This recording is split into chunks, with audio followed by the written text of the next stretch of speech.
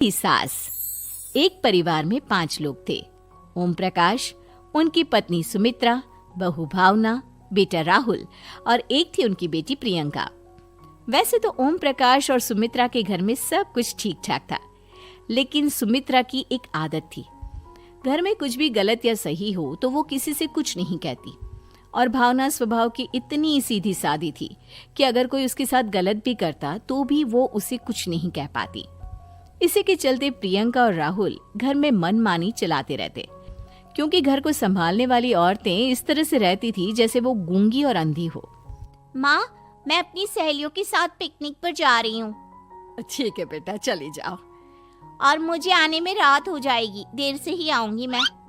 अच्छा, कोई बात नहीं बेटा। अरे भावना, तुमको एक बार में समझ में नहीं आता क्या? नाश्ते में फिर से पराठे बना के रख दिए। कितनी बार तुमसे कहा है कि मेरे लिए ढंग का नाश्ता बनाया करो। ठीक है जी, आगे से ध्यान रखूंगी। अरे ये बहू से किस तरह से बात कर रहे हो तुम राहुल? अरे तो और क्या करूं पापा, इसको कही बात एक बार में समझ में ही नहीं आती। सुमित्रा, तुम अपने बेटे को समझाती क्यों नहीं? बहू से बात करने का ये क्या तरीका है? अरे जिसकी जैसी मर्जी आए करो, मुझे क्या। भावना बेटा, तुम भी तो कभी कुछ कहा करो। इस तरह क्यों सबकी बातें सुनती रहती हो? कोई बात नहीं पापा जी, सब ठीक है। रात को काफी देर तक प्रियंका घर नहीं आती, और जब वापस लौट कर आती है तो एक लड़की के साथ बाइक पर बैठकर। सुमित्रा और भावना दोनों ही प्रियंका को लड़की के साथ देख लेते हैं। आज तो जोर से डांट पड़ने वाली है, लेकिन मैं डर क्यों रही हूँ? माँ तो सब कुछ देखकर भी अंधी बनी रहती है। और रही बात भाभी की, वो किसी को कुछ नहीं बताने वाली। कहने को भगवान ने आवाज दी है, लेकिन गूंगी है गूंगी। अरे प्रियंका बेटा, इतनी रात को कॉलेज से लौट कर आ रही हो? कहाँ गई थी तुम? पापा, वो सहेली के घर पर थी, पढ़ाई करने के लिए रुक गई थी। अच्छा, ठीक है, जाओ अपने कमरे में जाओ और सो जाओ। सुमित्रा ने अपनी बेटी को एक लड़की के साथ इतनी रात को आते देखकर भी उससे कुछ नहीं कहा, और भावना ने भी इस बारे में किसी से कोई बात नहीं की। कुछ दिनों के बाद मामा जी का फोन आया था। उन्होंने प्रियंका के लिए कोई रिश्ता ढूंढा है। लड़के वाले उसे देखने आ रहे हैं। अरे मुझे नहीं करनी शादी वादी, किसी लड़की को बुलाने की कोई जरूरत नहीं है। ये तुम क्या कर रही हो प्रियंका बेटा? तुम्हारी शादी की उम्र हो चली है और तुम्हारे मामा जी ने बहुत अच्छा रिश्ता बताया है। पापा, अब जिद क्यों कर रहे हैं? और आप क्यों मेरी मर्जी के खिलाफ शादी कराना चाहते हैं? अरे माँ, इसको समझाइए ना। आपकी बेटी, आप तो बस चुपचाप सब कुछ होते हुए भी देखती रहती हैं। अरे तो क्या कहूँ, और मेरे कहने से क्या हो जाएगा? वैसे भी गलत क्या हो रहा है, सब कुछ सही तो है।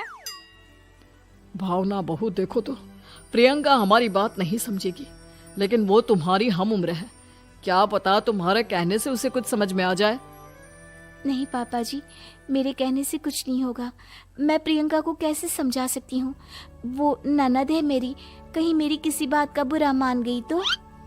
सुमित्रा और भावना में से कोई भी प्रियंका को कुछ नहीं समझाता। इस बात से राहुल और ओम प्रकाश जी दोनों ही परेशान हो जाते हैं। और फिर जब लड़का प्रियंका को देखने के लिए आता है, मुझे आपकी बेटी बहुत पसंद है, मैं उसके साथ शादी करने के लिए तैयार हूँ। देखो, मुझे तुमसे शादी नहीं करनी, और ये बात जितनी जल्दी समझ में आ जाए अच्छा रहेगा। अरे तो फिर आप लोगों ने मुझे यहाँ बुलाया ही क्यों? माफ कर दो बेटा, वो हमारी बेटी जरा गुस्से में है, हम उसे समझाने की कोशिश करते हैं। हाँ, देखिए आप नाराज मत होइए, वो तो उसने बस ऐसे ही कह दिया होगा। अरे कोई ऐसे ही कुछ कहता है क्या? और ये आपकी पत्नी और माँ, ये दोनों इस तरह चुपचाप क्यों बैठे हैं, जैसे इस घर के मेंबर ही ना हो? आपके घर में सब कुछ ठीक तो है ना? अरे सब कुछ ठीक है बेटा। सुमित्रा, समझाओ ना अपनी बेटी को।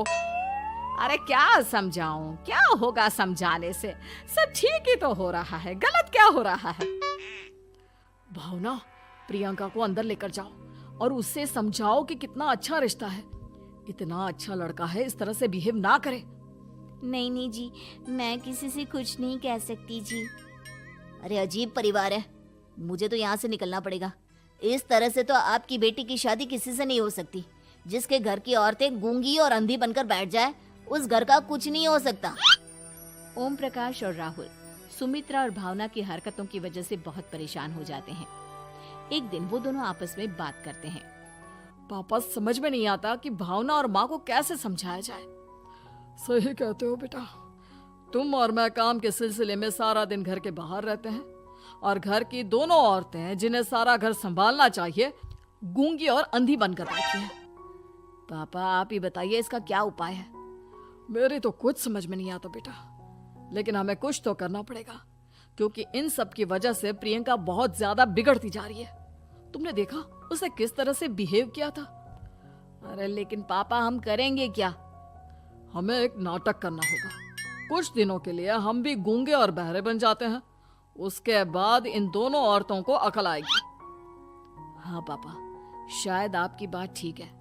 हम दोनों हर बार बात को संभाल लेते हैं और इसी वजह से माँ और भावना कुछ भी करने की कोशिश ही नहीं करते। और फिर अगले दिन, भावना, नाश्ते में क्या बनाया है? जी पराठे बनाए हैं। मेरे लिए पोहा बना दो। अच्छा जी ठीक है, अभी बना देती हूँ जी। बहू, नाश्ते में क्या बनाया है? पापा जी पराठे हैं और पोहे बन रहे हैं। अरे बहू, मुझे तो उपमा खाने का मन था, मेरे लिए उपमा बना दो। ठीक है पापा जी, अभी बना देती हूँ। भाभी जल्दी से जरा मेरा कॉलेज का टिफिन तो पैक कर देना। और सुनो, मुझे ना भिंडी की सब्जी खाने का मन है। सुमित्रा चुपचाप बैठी बैठी सब कुछ देख रही थी। उसने किसी से कुछ भी नहीं कहा और ये देखकर भावना को मन ही मन गुस्सा आ रहा था, लेकिन वो किसी से कुछ नहीं कह रही थी। उसे लग रहा था कि ओम प्रकाश जी जो हमेशा उसकी साइड लेते थे वो भी आज चुपचाप बैठे हुए थे। शाम के वक्त प्रियंका अपने बहुत सारे दोस्तों को लेकर घर आती है और उधर दूसरी तरफ से राहुल भी अपने ऑफिस के दोस्तों को लेकर घर आ जाता है। प्रियंका अपने कमरे में तेज म्यूजिक चलाकर डांस करती है और राहुल अपने दोस्तों के साथ बैठकर जोर जोर से हंस रहा था।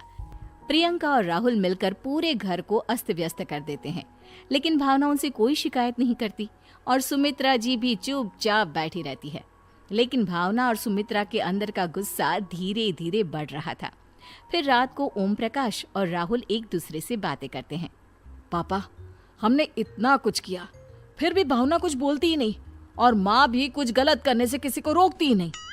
तुम चिंता मत करो बेटा, इन दोनों के अंदर का गुस्सा भर रहा है और बहुत जल्दी बाहर आने वाला है। अगले दिन, अरे बहू, ये कपड़े धुले हैं या गंदे हैं? पापा जी कपड़े तो मैंने धोकर ही आपकी अलमारी में रखे थे। मुझे तो साफ नहीं लग रहे, एक बार और धो देना। प्रियंका, मैं सोच रहा था कि तुम्हें उस लड़के से शादी नहीं करनी है ना, मत करो। एक काम करो, वैसे भी क्या रखा है शादी वादी में, तुम्हें जो लड़का पसंद है उसके साथ जाकर कोर्ट मैरिज कर लो। इस बार ओम प्रकाश और राहुल की बात सुनकर भावना और सुमित्रा के अंदर का गुस्सा जाग उठता है। मैं किसी से कुछ कहती नहीं जी, इसका मतलब ये है कि आप लोग मुझे परेशान करते ही रहेंगे। कल 4 बार मुझसे नाश्ता बनवाया, आज पापा जी मुझसे धुले हुए कपड़ों को बार बार धुलवा रहे हैं। अरे मैं इंसान हूँ जी, कोई मशीन नहीं हूँ। तुम दोनों ने मिलकर इस घर की कैसी हालत बना दी है और अपनी बहन को भागकर शादी करने के लिए कह रहे हो। तुम भाई हो या दुश्मन? ओम प्रकाश और राहुल जोर जोर से हंसने लगते हैं। अरे इसमें हंसने की क्या बात है? हम लोग यहाँ इतने परेशान हो रहे हैं जी, तुम लोगों को ऐसी हरकत करने के बाद भी हंसी आ रही है। ये क्या कर रहे हैं जी आप दोनों? यही तो हम चाहते थे कि सुमित्रा तुम अंधी होकर ना बैठी रहो। घर में कुछ भी गलत हो तो उसे रोकने की कोशिश करो। और भावना, तुम अपने साथ हो रहे गलत व्यवहार पर भी कभी मुंह नहीं खोलती। ये सही बात नहीं है। मैं चाहता था कि तुम्हारी भी जुबान खुले, तुम गलत बात का विरोध करो। गूंगी बहू और अंधी सास की ये जोड़ी इस घर में अब नहीं चलेगी।